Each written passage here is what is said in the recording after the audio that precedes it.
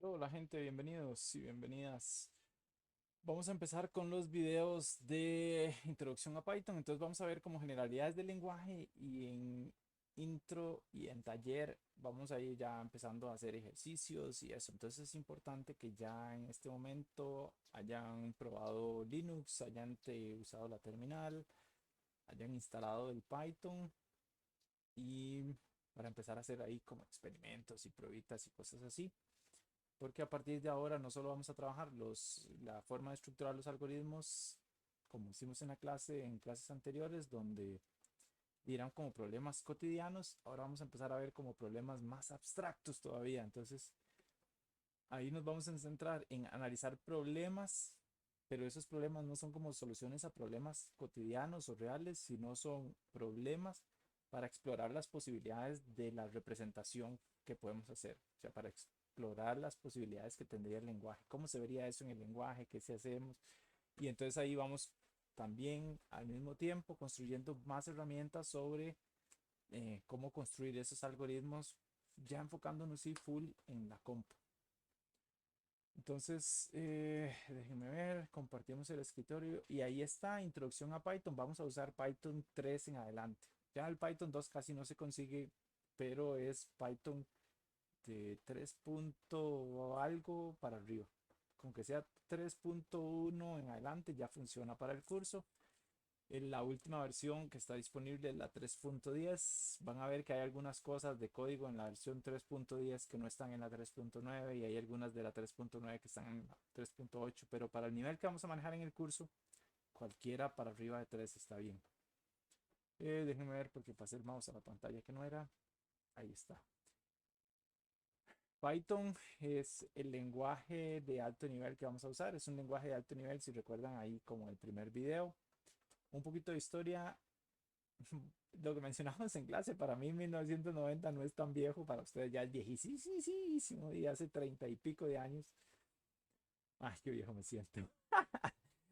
Pero bueno, este chavalo que está allá a la derecha, que es todo nerd, y fue igual que Linux Torvalds, el man dijo, bueno, y voy a hacerme mi lenguaje de programación porque me parece cool. Y chido, ahí empezó y entonces lo compartió y lo hizo software libre y la gente empezó a usarlo y empezó a volver popular y se creó ahí todo un esquema para contribuir y entonces la gente puede ir y analizar el lenguaje y contribuir a través de un procedimiento que tienen ellos que se llaman los PEP o los Python Enhancement Proposals y el grupo principal de desarrolladores los ve y decide, bueno, discutámoslo, veamos y si alguien ya está de acuerdo, entonces se pasa a la implementación. O sea, es básicamente ellos para crear el lenguaje siguen el mismo proceso que discutimos nosotros en clase. Tienen un problema, algo nuevo que quieren hacer con el lenguaje, lo analizan, extraen las características, crean un modelo. Ese modelo lo expresan a través de un documento que se llama los PEP. Lo analizan y si entonces todo el mundo está de acuerdo y les parece chiva y ya no se hacen cambios al modelo, entonces ese modelo se pasa a implementar. Em, los lenguajes de programación, hay lenguajes de programación que son propietarios como Delphi y hay lenguajes de programación que son libres como Python. Entonces, cuando son libres, hay algunas preguntas de, bueno, ¿quién es el responsable de decir cuál es la versión oficial? En este caso, no todos lo hacen así de esa forma. La respuesta a esa pregunta es distinta. Algunos dicen, bueno, es la comunidad y es la comunidad que se va a representar en este lugar. Otros dicen, bueno, creemos una fundación, que fue en el caso de Guido Van Rossum y la comunidad que estaba en ese momento alrededor de Python y ellos crearon la Python Software Foundation. Promueve y protege la libertad de Python para que nadie tome el lenguaje y lo haga propietario y su avance como lenguaje de programación. Entonces ellos proveen la estructura, piden fondos, dan becas para que usted trabaje en el lenguaje de programación Python. Si hay algún problema de derechos de autor, entonces ellos lo resuelven, etcétera, etcétera, etcétera. Ok, recuerdan que nosotros dijimos, tengo un problema, tengo un modelo y puedo tener múltiples implementaciones. Ellos vieron el problema que era cómo hacer programas de una forma chiva. Hicieron su modelo que sería el lenguaje de programación, un documento que especifica todo eso. Y a partir de ahí se crearon muchas implementaciones. Entonces hay CPython, que es como el Python oficial. Hay un Python que está escrito en Java, Entonces uno puede usar Python desde Java o puede correr Python con un lenguaje de programación escrito en Java. Está PyPy, que es otro. Es multiplataforma, entonces eh, quiere decir que el lenguaje está hecho para que hayan implementaciones para todo lado. Puede correr en sistemas tipo Unix. Hay sistemas propietarios tipo Unix como no, Dell tiene uno, no, HP. Hewlett Packard tiene uno que se llama HP UX. IBM tiene uno que ahorita no recuerdo cómo se llama. Y hay otros por ahí que son Unix propietarios. El Unix libre es Linux. Después está Mac OS, que como mencionamos en clase es un BSD. Está ese sistema operativo que ustedes usan, Guacala. Android también, que Android es un caso vacilón porque recuerdan que en clase de taller mencionamos que el Linux se organiza o las distribuciones Linux se organizan por capas. Entonces la gente de Android agarró la capa básica, que es el kernel de Linux, la puso abajo. Bueno, la gente de Android es como agarró solo el kernel de Linux y entonces encima crearon capas nuevas, que es lo que se conoce como Android. Es un caso como vacilón. Es multiparadigma. También en el primer video hablamos de qué era eso de los paradigmas. Entonces en Python yo puedo programar con diferentes estilos. Puedo programar orientado a objeto, puedo programar imperativo, puedo programar funcional. Nosotros en el curso vamos a explorar dos de esos paradigmas, funcional e imperativo. El software se diseñó y se construyó usando el paradigma de orientación a objetos, pero permite que uno programe en otros paradigmas. Entonces, hay algunas cosas que uno puede usar. Como es multiparadigma, quiere decir que se puede combinar, digamos, se puede mezclar una y el otro. O sea, se pueden combinar los dos. Entonces, a veces se puede hacer una mezcolanza. Cuando ya están trabajando, uno tiende sí a mezclarlos donde es más cómodo y algunas partes de una forma, otras de otra. En el ambiente académico, es decir, en los cursos, vamos a tratar de enfocarnos solo en un paradigma y respetarlo lo mejor que se pueda y dar recomendaciones de cómo se solucionan las cosas desde ese paradigma. Y ya ustedes después, cuando vayan formando criterio, pues van decidiendo. Tiene muchas bibliotecas disponibles para ser usadas. ¿Qué es una biblioteca? Eh, no siempre hay que resolver los problemas desde cero. Recuerden que mencionamos que programar era como tuquitos Lego. Entonces, hay gente que ya ha hecho estructuras a partir de esos tuquitos Legos, entonces uno las puede agarrar, copiarlas y ponerlas. Como por ejemplo el aleatorio que nosotros usamos en clase. Yo estoy usando el aleatorio de Python. Eso es porque alguien ya programó se llama un generador de números pseudo aleatorios. Entonces ya lo programó, entonces yo nada más pongo unas dos, tres líneas de código y reutilizo ese código que él hizo. Las bibliotecas disponibles pueden igual ser bibliotecas propietarias o pueden ser bibliotecas libres. Python tiene una inmensa cantidad de bibliotecas libres, entonces por eso es como muy chiva. La comunidad no solo se encarga de mantener el lenguaje, sino también de hacer bibliotecas adicionales. Ok, Python tiene otras características particulares. Por ejemplo, es un lenguaje de scripting. Eso quiere decir que se puede usar para completar tareas en el sistema operativo, como para automatizar comandos y otras cosas, edición de archivos, borrados, limpieza del disco duro, etc. Entonces, ¿por qué? Porque permite una conexión con el sistema operativo muy chiva, muy sencilla. Otros lenguajes como C, ese asunto de que si voy al sistema operativo y hago cosas del sistema operativo y vuelvo, es como más sencillo. Hay muchas herramientas para trabajar en Python. Una de esas es la que viene con Python. Creo que en la distro Windows o en la distro Linux no viene integrado, pero está Lidle, que es un editor, un shell, un intérprete sí, un intérprete que viene todo juntos y se manejan como si fueran un programa, pero son cosas aparte. El Genie es el que yo les recomiendo que usen para el curso y en clase, como no está instalado en el laboratorio, vamos a usar el Nano. Entonces, Nano y terminal, en este caso Genie tiene una terminal integrada. La idea es que se acostumbren a verlo y a entenderlo y a trabajarlo de manera separada. El Lidle es muy cómodo, es medio rudimentario y bien fecito, pero por lo menos es muy cómodo en que tiene todo junto. Entonces uno hace aquí, botón, menú, pam, pin y pasa al otro lado. Sin embargo, la gente cuando aprende a usar idle y eso se queda pensando que todo es un solo paquete. Entonces lo vamos a usar de la terminal para acostumbrarnos a ver que son cosas distintas. El lenguaje de programación, ¿qué es? Es un documento que especifica cómo se tiene que escribir. El intérprete, ¿qué es? La implementación de ese documento. El editor, ¿qué es? Es un programa que me permite hacer un archivo de texto siguiendo las reglas del documento del lenguaje. Y bueno, el intérprete, ¿qué es? Es el software que agarra ese archivo y ya ahora sí lo procesa y lo va a ejecutar en la compu. Por supuesto, la terminal la vamos a usar un montón. Ok, en la terminal, bueno, ustedes vieron en la clase que hicimos algunos comandos y entonces se pueden aplicar comandos. Cuando ejecutamos un shell, que puede ser con el idle 3 o en la terminal, si en la terminal le escribimos lo que aparece acá en la primera línea, donde dice terminal, donde aparece el signo de dólar, escribimos Python 3 espacio menos i, entonces ya nos aparece un shell. El shell se caracteriza porque aparecen esas 3 mayor que, y ahí podemos probar algunas cosas del lenguaje. O sea, podemos trabajar con el programa de manera interactiva. Sirve muy bien para hacer pruebas. Entonces 7 más 2, 9. Ahí ya usamos una expresión que sigue la sintaxis de Python. También se podría hacer en el idle. De hecho, cuando ejecutamos el idle 3, directamente abre el shell. No abre el editor, sino que abre el shell. Entonces podríamos hacer pruebas ahí.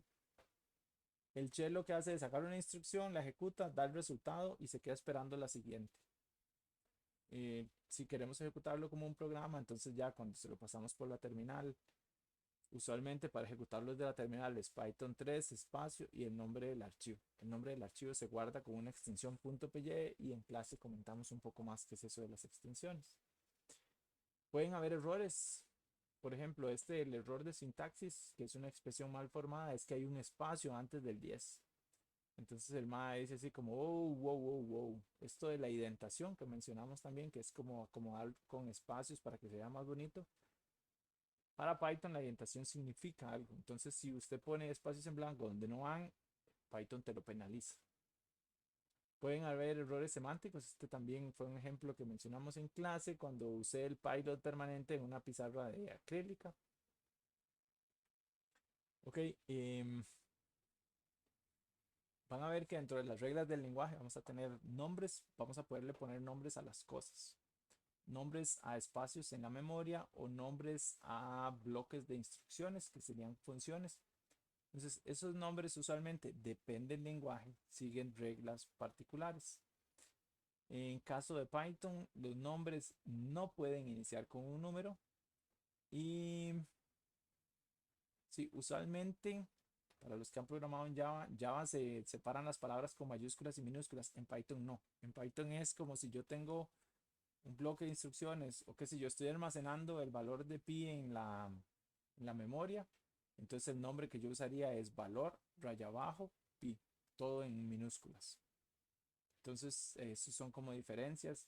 ¿Soporta hacerlo como en Java con mayúsculas y minúsculas? Sí, claro que sí, pero no es como tan popular y si la gente lo ve es como... De hecho, esa notación se usa en algunas partes de Python, en otras no. Pero bueno, también cuando ponemos nombres, esto es una recomendación de estilo para que sea simple y elegante.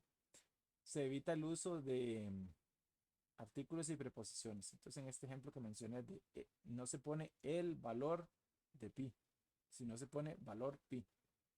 Se usan usualmente sustantivos y verbos nada más para poner los nombres. Eso es para que los nombres no sean larguísimos. Es sensible a mayúsculas y minúsculas. Entonces los nombres que tienen una mayúscula distinta de una minúscula son distintos. Esos nombres que pongan, nunca pongan los nombres A, B y C. O sea, no pongan nombres cortos, no pongan nombres como variable 1, variable 2 o memoria 1, memoria 2, porque después no se van a acordar. Piensen siempre en que tienen que hacer mantenimiento de las cosas. Hay palabras que no son nombres válidos porque ya Python las usa para otras cosas. Entonces, en ese documento, que es la especificación del lenguaje, ya dice, estas palabras se usan para estas cosas. Ok, aquí las variables son áreas de memoria, de la memoria RAM de la compu. Python nos va a esconder un montón de detalles de cómo se maneja la memoria. Por ahorita no nos interesa cómo se maneja la memoria, solo que la vamos a usar. Entonces, esto es una forma de hacerlo. Entonces, yo puedo poner un nombre que se conoce como una variable y le asigno un valor. Entonces, esto de aquí es el nombre de la variable, espacio, un igual, espacio y un valor, y eso me permite asignar un nombre. Esto lo pueden probar en el shell. Y entonces el nombre, esto es un valor, este es un valor de tipo texto. Entonces, como es un texto, empieza y termina con comillas. Y después puedo usar ese valor que almacené. Entonces, ¿qué pasa? Que digamos las entradas del café, las entradas del algoritmo del café que hicimos al inicio. Si yo pongo agua igual a 3 tazas, entonces dentro de mi algoritmo yo puedo decir, bueno, saque la cantidad que está en la variable agua y úsela. Entonces el algoritmo ya empieza a ser más generalizable, ya no es tan específico. Yo les mencioné en el ejemplo anterior que esto en verde es un texto. Entonces resulta que como la compu es tonta, los datos, él con verlos no los entiende. Hay que darles un formato específico para que él sepa qué son. Entonces esos son los tipos de datos. Los tipos de datos pueden ser numéricos, pueden ser enteros, que son los valores para arriba de cero. Bueno, enteros si son positivos y negativos, nada más que sin punto decimal. Pueden ser valores booleanos de true o false, o verdadero o falso, que es lo que mencionamos en clase también, o pueden ser valores de punto flotante que serían de tipo float. Y acá abajo pueden ver algunos ejemplos. Las secuencias que serían listas, en algún momento también las mencionamos en clase. Podrían ser hileras o textos, que son distintas formas de decirle. Entonces las listas son de este tipo, las strings o los textos son de este tipo. Usualmente van a ver que casi ningún computín o computina les dice textos, solo yo porque hablo en español. Entonces, la gente usualmente prefiere el término en inglés que es string, pero vamos a usar textos. Las secuencias, las listas y los textos empiezan en cero. Eso es una diferencia importante entre mate y personas que no son computinas y los computines y las computinas. Nosotros siempre empezamos en cero. ¿Por qué? Porque cuando almacenamos los valores en la memoria, podemos aprovechar ese valor que es un valor que está ahí, un valor binario, y entonces lo aprovechamos para no desperdiciar nada, porque queremos ser eficientes. Okay. Aquí igual hay errores y cosas. Esto no lo voy a mencionar en detalle porque lo vamos a ver mejor más adelante. Hay una cosa que se llaman diccionarios, que es como la lista del súper, pero por nombre. Entonces yo le puedo decir cuál es el nombre del campo y qué valor tiene adentro. Igual, más adelante vamos a ver como más detalle. De hecho, aquí está también el ejemplo. Los diccionarios es como tener un armario que tiene un montón de gavetas, que tiene etiquetas. Entonces yo le digo, ma, en la etiqueta que dice macetas, ábrala y saque una maceta. O saque la maceta que esté ahí, por poner un ejemplo. Ok, hay expresiones y operadores aritméticos. ¿Recuerdan? Bueno, esto sí es como clásico. Yo dentro del lenguaje puedo hacer operaciones, puedo hacer sumas, restas, multiplicaciones, divisiones. En el curso vamos a usar un montón esto, la división entera, que es deme solo la parte entera de la división, y el módulo que es deme solo la parte flotante o el residuo de la división. Para convertir a negativo a positivo, y esto sería la potencia, es una forma de escribir la potencia. La cantidad de símbolos en el teclado es limitada, entonces no podemos usar los mismos símbolos que en matemáticas. Aparte, cuando se crearon la mayoría de los lenguajes, no había tan buen soporte, o sea, no era tan posible usar tanto símbolo de los que se pueden usar ahora. Entonces, ahora sí hay caracteres para el símbolo de implica y otras cosas. Antes no, entonces se hacían como algunos trucos, por ejemplo, ponerlo aquí. Esto también facilita la escritura porque entonces no tenés que estar en un programa buscando el símbolo que querés, sino que nada más usar los símbolos que ya tenés en el teclado. Hay precedencia, igual que en mate, las mismas expresiones. Eso quiere decir que si están esos operadores, se ejecutan primero. Vamos a hacer algunos ejercicios de esto. Hay conversión explícita de tipos, o sea, cuando yo le asigno un valor a una variable en Python, él ve el valor y dice, ah, eso es de este tipo. pero yo puedo forzar la conversión para decirle, mae, ese conjunto de unos y ceros que usted tiene en esa área de memoria, ya no lo vea como un entero, sino, o sea, ya no lo vea como un flotante, sino véalo como un entero. Entonces, eso tiene algunas ventajas y en algún momento lo vamos a necesitar. Por ahorita solo estamos repasando conceptos y dándonos una idea del lenguaje. Ya a partir de aquí pueden ir y buscar también, empezar a buscar ahí como algunas cosillas en internet. Por ejemplo, cómo hago una bifurcación, cómo hago un ciclo, cómo hago repeticiones en Python. Y bueno, esto es conversión explícita de tipos que tienen truncamiento. Por ejemplo, si yo tengo un número flotante y lo convierto a un entero, entonces perdí la parte decimal. Eso se llama truncamiento. Y hay otros valores que están por ahí en Python, que son el n a n, por si le sale en algún momento de si hicieron alguna operación y se indefinió. O sea, dio algo que no es un número, que es como casi un error, pero no es un error, es un valor que anda por ahí. Y hay un valor para expresar el infinito, el valor de infinito. Cuando hay una operación y tiende a infinito, entonces se pone ahí como el infinito. Ok, hay operaciones lógicas. Esto también va muy relacionado a mate discreta. En mate discreta, cuando vean tablas de verdad, lo van a ver.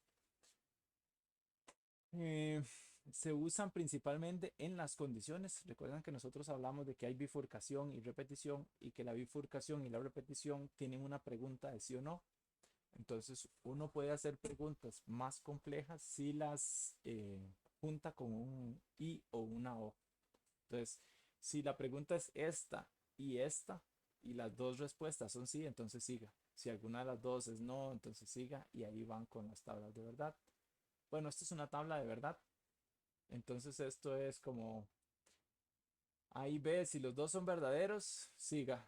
Si hay alguno de los dos que sea falso, entonces no siga. Si hay, bueno, yo digo no siga, pero si no sería ejecute la parte de no. Si es verdadero, entonces ejecute la parte de sí. Puede ser una O, que vean que tiene un comportamiento ligeramente distinto, y una negación. ¿Por qué yo usaría una negación? Para que la pregunta sea más legible cuando la estoy escribiendo en el código. Entonces yo podría decir cuando esté vacío, cuando no esté vacío. Pues la forma de escribirlo, van a haber múltiples formas de escribir las preguntas en Python, entonces es una cuestión de estilo.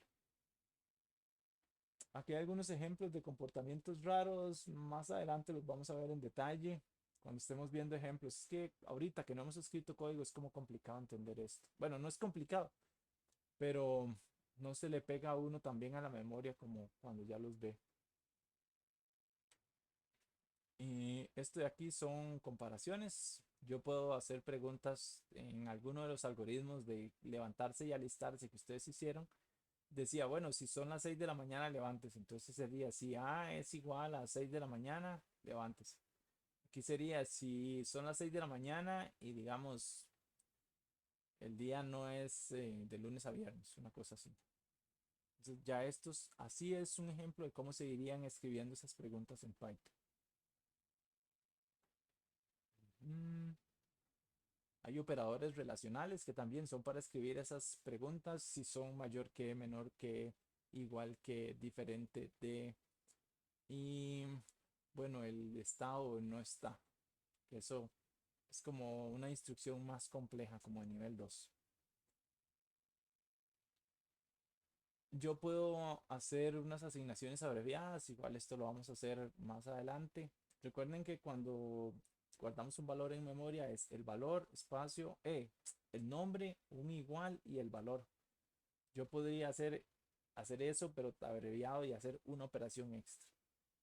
Por ejemplo, en este caso que están viendo aquí es, use el valor de la variable, lo que yo tenía guardado ahí en ese nombre, súmele este otro dato y almacénelo en la variable, porque por eso está el igual ahí. Entonces es una forma como abreviada. Igual veremos ejemplos de esto en clase. Hay funciones, o sea, bloques de pequeños algoritmos que ya vienen con el lenguaje, que son estos. Vamos a ir usando algunos, por ahí los vamos a ir viendo. Pueden ir revisando documentación de Python. Esta página docs.python.org la van a usar un poco también y Stack Overflow otro poco. Las funciones son algoritmos que ya vienen hechos y nosotros vamos a aprender a crear funciones con el propósito de que nuestra solución sea más legible, más simple y más elegante. La podemos dividir en partes y hacer subalgoritmos. Entonces, esta función hace esta parte del algoritmo, esta otra hace esta otra y esta otra hace esta otra. Algunos ejemplos de funciones son el calcular el valor absoluto de un número, el devolver una lista con la división entera y el módulo en una sola operación, el ejecutar redondeos, el hacer cálculos de potencias. Y bueno, así es como se agregan bibliotecas. Igual, nada más mencionarlo cuando vean código en internet, que fijo, ya están buscando código de Python en internet. Entonces que lo vean y sepan más o menos qué es lo que están viendo. Si entran a la terminal, al shell de Python, escriben help, les aparece esto. Y como dato curioso, como la comunidad de Python es una comunidad de desarrolladores que lo hacen en su tiempo libre y demás, y también ahí tienen incorporado lo que se llama un huevo de Pascua o un Easter egg en inglés, y es básicamente un chiste. Entonces, si ustedes ahí ponen import this, él les da el zen de Python, que es como las reglas bajo las cuales se desarrolla Python, se crea el lenguaje, los principios que se siguen para desarrollar el lenguaje. Entonces, como una guía. Ahí está, se los dejo para que lo lean, para que vayan y lo busquen en el intérprete, en el shell. Aquí el tamaño de letra está peor, entonces de fijo lo van a tener que ir a buscar. Y eso sería para este video. Es la primera introducción, no se estresen, pero sí, véanla, desen una idea y ya después en clase y hacemos más preguntas y eso. Este video llega hasta acá. Hasta luego.